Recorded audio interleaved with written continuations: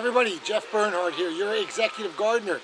I have an exciting episode. This is a quick episode, but I'm extremely excited. When I started gardening a few years ago, long before I started the Executive Gardener channel, I was told time and time again, you cannot grow apples in Houston, Texas. Zone 8B in any agricultural chart. But the reason you can't grow apples in Texas typically is that apples do require between 500 and 1,000 freeze hours, or chill hours as they call them, 500 to 1,000 chill hours. That's why you see apples mostly grown in states like Washington and some of the other northern states. However, after some research, I find out that there are two apples that do grow with between 100 and 200 chill hours, and that is the Golden Dorset and the Anna apple. So I went to a nursery around here, and what do you know, I found a tree that combined both. So they grafted both onto a branch, and wait till I show you. I'm going to give you a close-up. But in Houston, Texas, I have apples. That's right, I have apples in Houston, Texas. So if you live in Florida, Texas, Southern California, look online for the Anna apple, that's A-N-N-A, and the Golden Dorset apple. You have to have two of them to cross-pollinate each other to get apples, but here I am, April 4th, 2014. Ironically, it's the coldest winter we've had in years. We probably had close to 350 chill hours, but I'm going to show you what's going on with my mixed Golden Dorset and apple tree. Stay tuned. So here's the tree. Again, as I said, it's a mix between Golden Dorset and Anna apple. So they grafted it together at the base there. It is a dwarf tree. So it's probably not going to get, if I keep trimmed, any more than 10 feet. Right now it's about 9 feet because I didn't do that great at trimming the top. But let me get you up close and I'll show you an example of both. So the Anna apple, as you'll see, that's a tiny little Anna apple.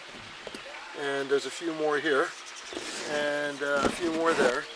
And they kind of are all over the place, and there's some additional buds, but that's the Anna apple.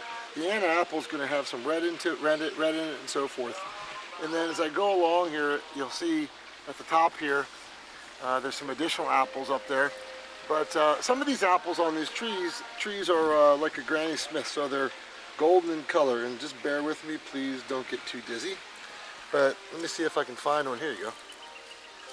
So if you take a look at this, that apple right there, you don't see any red tint at all. So you see what's occurred here is you have some cross-pollination. So they've pollinated each other, and we do have a little bit of both. Yeah, this is the first year. Typically, fruit trees do take 3 or 4 years to start producing fruit. But as you'll see up there, there's another golden one up there. There's a few more golden up there. And let me get a close-up. You see some buds there. So I think some of these buds that you'll see right here are going to continue to put off some fruit.